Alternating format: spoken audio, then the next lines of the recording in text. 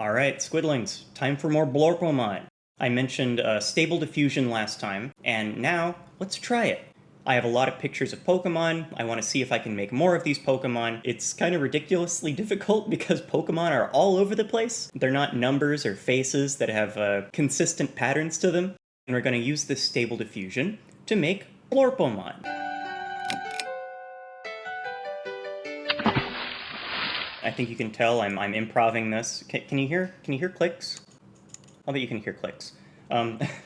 Stable Diffusion. What is it? I think there's a version of Stable Diffusion that you can just like download off the internet, but I don't want to do that. I want to make it. I want to make my own Stable Diffusion, so there's a lot to learn here. This is a lot different from a generative adversarial network because, those are adversarial. And that's kind of complicated because you have two models which are training at the same time. And the relationships between those models is very difficult to calibrate. I think Stable Diffusion is easier in this aspect because there are two models, but they're not antagonistic. In fact, they're a bit cooperative. One model is a variational autoencoder. An autoencoder gets an input and encodes it into a very compact space which is supposed to have all the information it needs to decode it, so that it can output something as close as possible to the input. A variational autoencoder has a little more difficulty here, because when it encodes something, it has to use a probabilistic layer. It needs to have a mean and standard deviation, which it combines to make the encoding. And it's supposed to keep that probability distribution kind of spread. And how can it do that? Well, it needs to be kind of generalized, so that even if there are random things added to it, it should be able to decode that somewhat random encoding and make an output similar to the input. So that's a bit of a struggle, but you can do it. So here's my variational autoencoder. It takes a picture, which is 64 by 64, a picture of maybe Bulbasaur, let's say, and it's going to start encoding all that information about this picture. So it's going to get them 64 by 64, it's going to reduce it to 32 by 32, then 16 by 16. Usually I think you're supposed to keep the encoding pretty small compared to the actual image. But Pokemon, these pictures are pretty small, so I say 16 by 16, whatever, that'll do. But now we have this mean and standard deviation layer. And we're going to sample a 16 by 16 by however many channels tensor from this mean and standard deviation. So we have an encoding which is very randomized. And then we're going to decode that, expanding it from 16 by 16 to 32 by 32 to 64 by 64, and making it the same size as a Pokemon image. So let's take a look at this one's training first. We're going to give it a whole bunch of inputs, a whole bunch of Pokemon. It's going to encode them and decode them, and we're going to compare its decodings to its inputs.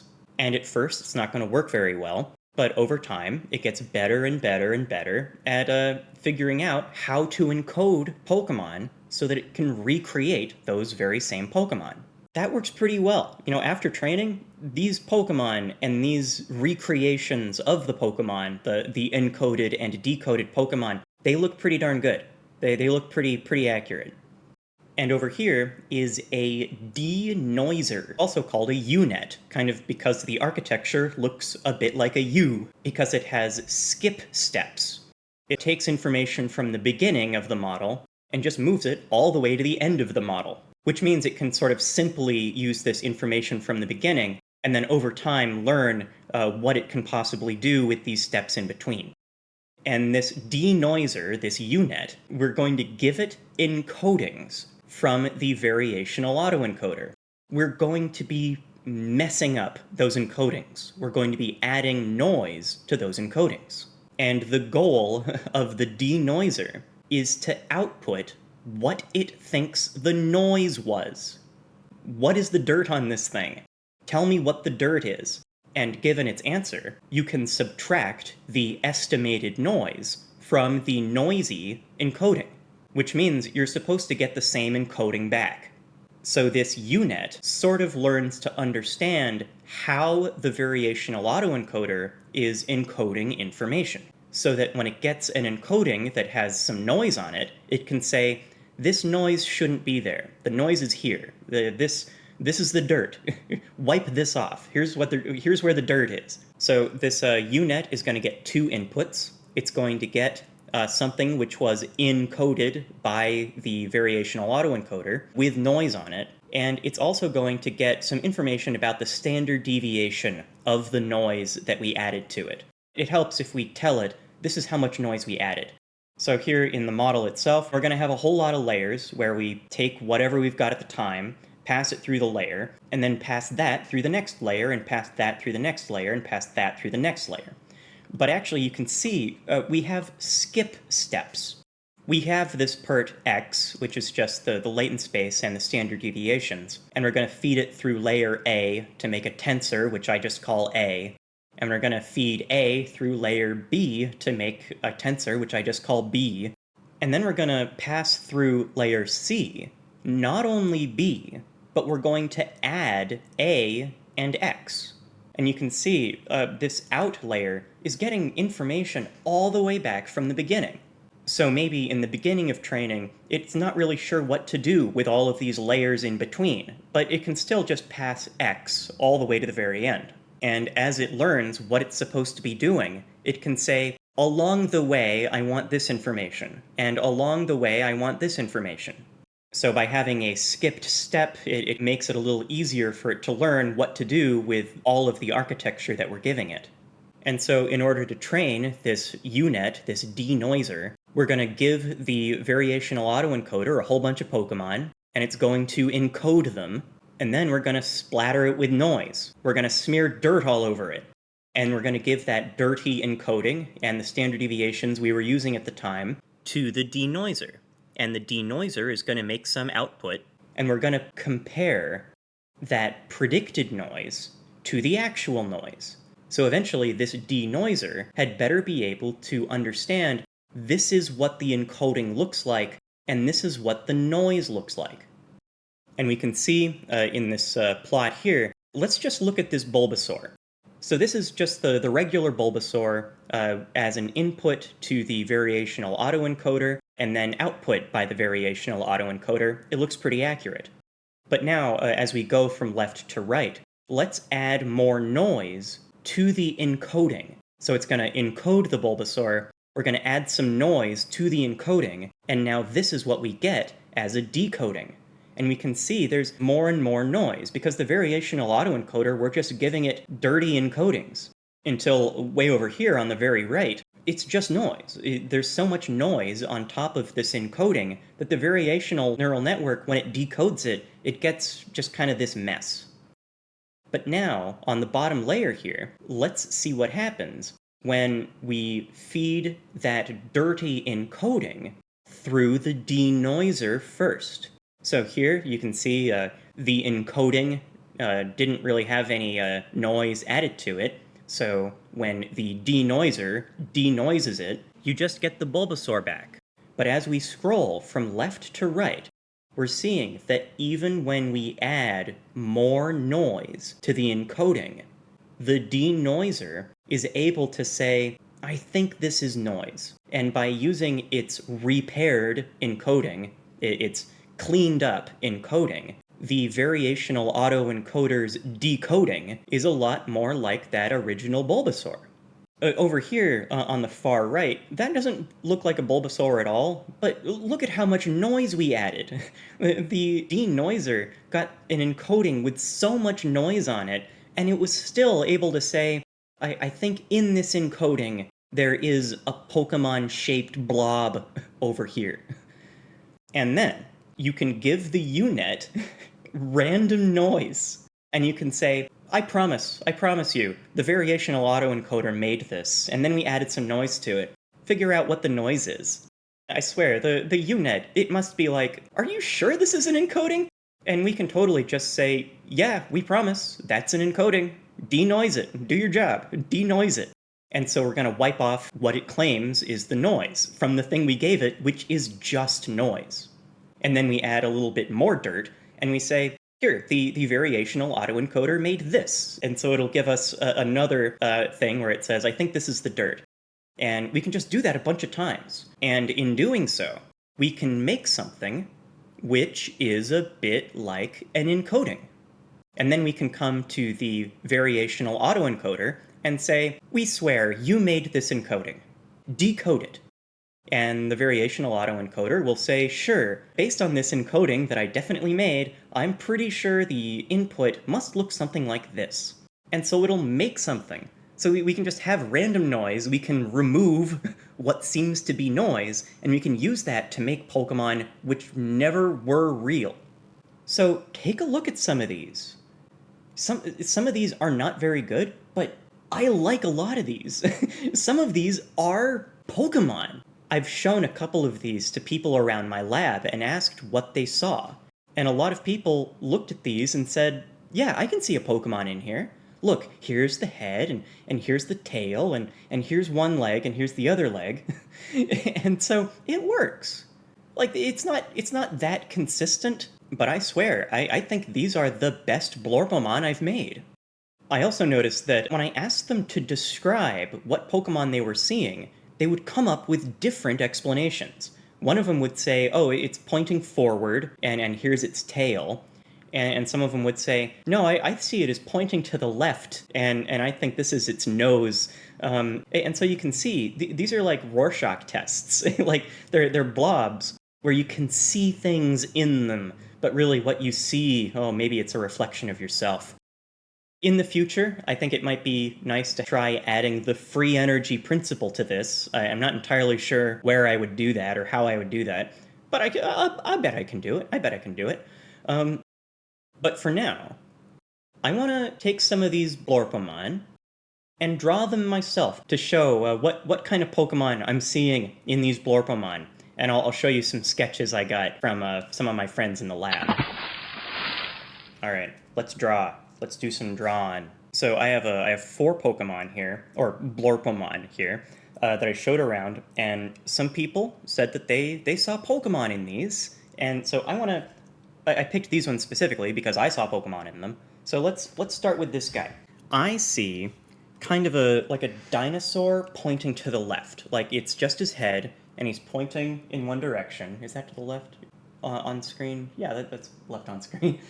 So he's pointing to the left, and he has like a muzzle, and he has one interesting hair. This is clearly a fire type. I think everyone said it was a fire type. So it has like an interesting hair, and it has hair in the back, and in the center, that's the eye. So let's, I bet I can draw that. So it's got this muzzle. It's got this is hard. Okay, it has this hair. It has, this is the underside of its head. It has this eye, and it's looking in this direction. And it has this interesting, like, hair, which is like fire. And then here's a tooth. It has a tooth right there, and it goes right to the eye. I don't know what this part is, but, I mean, it's a Blorpomon. Don't worry about it. So that's what I see. That's what I see when I'm looking at that. That's what the Rorschach test is telling me here. But I will say, other people in the lab, they didn't see it like that. And I'm sure that you don't necessarily see it like that either. So here, I passed this stuff around. One of my friends saw this, where it's sort of a blob which is pointing to the right. So let me see if I can draw that. I'll try coloring these. I'm doing this because eventually I want to try coloring these and bringing them into the lab or whatever. I'm not really satisfied when they say it looks like a blob because, I mean, Blorpomon, I feel like these are good Blorpomon. I think these are the best Blorpomon I've made. So here's sort of the blob, and here's its tail. They said this is a tail. And it says here's an arm. And this here, I thought it was like the end of its hair. He saw it as a mouth. And this, I think he didn't describe what that was, but he drew it. Okay, what else? What else did people see in this? We can see this person, they also saw kind of a fire blob, but they specifically saw it in the opposite direction. They thought it was pointing in the other way. So let me draw that real quick. It's got a little fire here. It's got... how am I supposed to say what that is? It's hard. Okay, so it's got this. It's got sort of a flame-like top, and it's like that. Let me redo that part. This person saw two eyes. Where did those eyes? Wait, how is it getting those eyes? No, it definitely has that. Like, it definitely has, like, two marks here, which look, as he said. And he looks a little kind of happy right here, but also he saw what I saw as the eye. He saw as the mouth. It's kind of like a bean mouth kind of guy. And that, I think that could be in, like, a Ghibli movie. That's a Ghibli right there. Did anyone else draw it? Oh, this person did really nice pictures, but then I carried it home on a day where it was so hot, I was just sweating everywhere, so it's kind of blurred.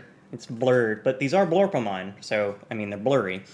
He saw something different. Again, he saw a Pokemon where I think that's his tail, but he has...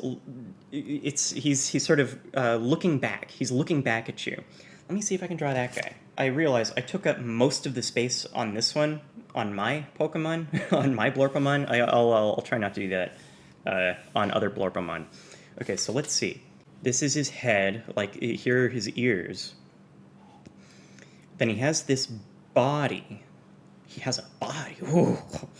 What? He has a body? and then here's his tail. Oh, and this one also had... I don't know what he described that part as. He saw these two lines as kind of connected as a mouth, and he saw two eyes over here. And I'm not really seeing a whole lot of that, but also you can see, based on color, this is sort of divided into two parts. Like the belly was a different color than the rest of the Pokemon. The Pokemon, that's how you say it, right? Pokemon? And he thought these parts were limbs. Like, it has legs here. I think any one of those could be a Pokemon.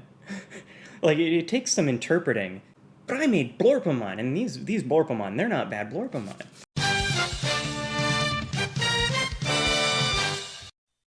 Let's see this next one. I saw this as a very pouty fish. I have 3 pictures of it, but actually one of them, they drew it exactly like I drew it. So there's a Rorschach test here. We looked at the same Rorschach test and we saw the same pattern here. Okay, so if I only have 2, then okay, I'll take this half as mine. So I see this as like a big forehead. And it also looks a little bit like a hair, pointy hair. Here it's gone back. And it has a very tiny little, what do you call that? Back fin? Here. It's often called a tail fin or a caudal fin. Anyway, okay. And here's the underside of the fish. And this is my favorite part, where the fish, it's like... So here's one, and here's the second lip. He's pouting. He's a pouty fish. And here he has an eye, and it's sort of an angry eye. And here, over here, it has one fin. That's a fish, and I think it's relatively easy to see that in there. Sometimes when someone described how they saw the Pokemon in something, I couldn't see it at all. But sometimes when they said, oh, I think this is the nose and this is the eyes, then suddenly it snapped. And, oh, I can see it that way too. Remember the dress, which was black and blue or white and gold? Like that, where if you really look at it, you can sort of swap it. Oh, I said I would take half of it, and then I did all that. This is my half. It's just that my half is bigger than your half. Okay, so I'm gonna zoom in. Gotta show some respect here. One of my friends saw it as a ghost Pokemon, and I needed him to draw this before I could see it, but now I can see it. He described it like the green benevolent ghost in Ghostbusters. You know him, you know him. Okay, so he's got kind of this wacky hair. He's got, this is his tail this time. And I kind of saw it as a tail, kind of. And then here's the bottom side of it. And this, I thought it was lips, but he saw it as an arm. And then he drew eyes here. There aren't actually any eyes represented here, but he saw this not as an eye, but as a smile. Oh. And there's another... Oh, the thing where I wasn't entirely sure what I would call it, he saw that as another arm. That's a ghost type. That's a ghost type Pokemon.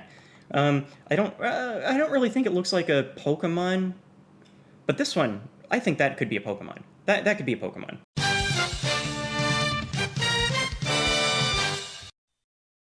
So this one, I don't think there was a lot of arguing about this one. I think generally when I showed this to people, they saw it as roughly the same thing. So I'll just draw mine. It's like a dog or a fox, maybe. So here, it's like a furry. It's a furry, where it has a nose and a mouth. And here's its little nose. Here's its nose. It has a side of its head on this side, and this is like an ear. And then here's the top of its head, and here's another ear. And it has like a hair. It has a hair here. There's a lot of hair. There's a lot of hair on these Blorpomon. Okay, so here's like the back of its head. And maybe this is like a whisker? you gotta bear with me here. And so that connects to the top of its mouth. And now here's the bottom of the mouth. Yeah.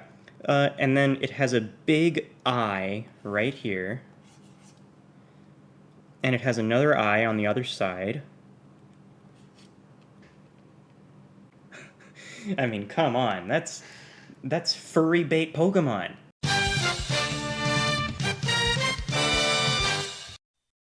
This one was the hardest one.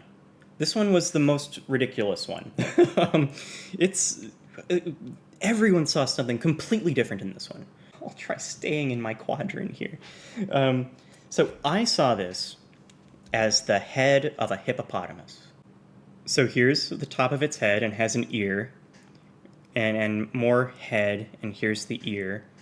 And now it kind of has like a place for eyes. I don't know what this part is, whatever. But then it has this big muzzle, something like that. And here are its nostrils. Yeah, you know, I think that's... Yeah. And here's like a barrier between its head and its nose mouth. And it has a mouth down here. It has a mouth like that. So I think you can see, I saw these as nostrils and a mouth. One of my friends, I think I'm going to have to show you his drawing. Okay, one of my friends saw this squid thing, but he also said it's the squid thing and it's running into a glass wall. So let me see if I can draw that. Okay, so it's got like a tail here, like sort of a turkey tail. And it's got whatever the heck this face is. Like I have to reference two different pictures, and neither of them makes any sense to me. Okay, so here's the mouth and a tongue, and then all the way down here, this is, I think he said it was a slug. It's a slug, and so this is what he saw. He specifically, it was a smiley. He was smiling. It was a smiling slug. But actually, this is his first picture. Oh, and it has an ear. Ooh, an ear? I don't see the ear, but I mean, this is his drawing. I'm drawing his drawing. But specifically, he didn't see it quite like that. He saw it as running into a glass wall, and that makes a lot more sense because now the ear is pointing this way. There's an eye here. Here's its nose, and here's its mouth and tongue, where it's not happy anymore. He's like, ah! This is fun. So that's nice, that's nice. Okay, I'm running out of space. So someone saw it as an animal lying on its back. So it has a head. Wow, revolutionary, Pokemon having heads. Ear, but this time it's looking in this direction. It's looking up. And so here's the rest of its head, and the rest of it is its body. And these little things, here are its legs. It has one arm here. It has one arm here. They didn't say what this part is, but actually, you know, that's a good place for a tail. I just added the tail. That's not in theirs, but okay, that's cute enough. That's cute enough for a Pokemon. This one got blurred. It got blurred, but you can see it's like a cat or a fox, and it's pointing away from us, which I think is a good solution to the fact that it didn't have eyes. You know, Drawfee, the YouTube channel Drawfee. I wanna recommend this to them. I wanna give them weird Blorpomon and say, my friends saw Pokemon in this. You know, you show us your Pokemon. What do you see in these Pokemon? Okay, so it has a head. You know, revolutionary. Pokemon have heads. And it has sort of pointy ears. It has two pointy ears. And it has a nose, but it's a nose pointing in that direction. It's pointing away from us. So I'll just add like that. And maybe a little thing there. Yeah, it's not really in the Blorpomon, but I'll add it anyway. And it has that on its back. It has like a coloration thing on its back.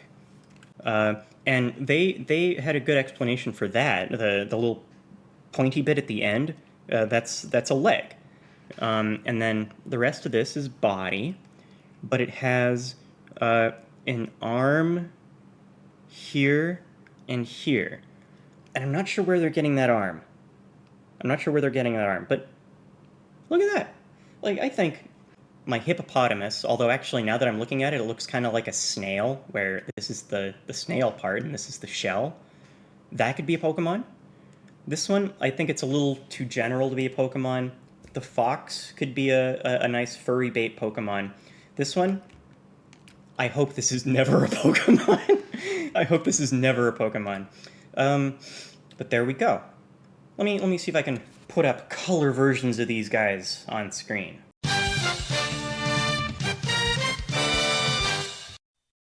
So tell me what kind of Pokemon you see in these things there. I'll tell you if I get better ones. You know, this is addicting. It's so addicting to make Blorpomon.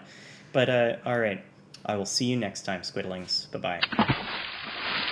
If you feel like it, throw money at me.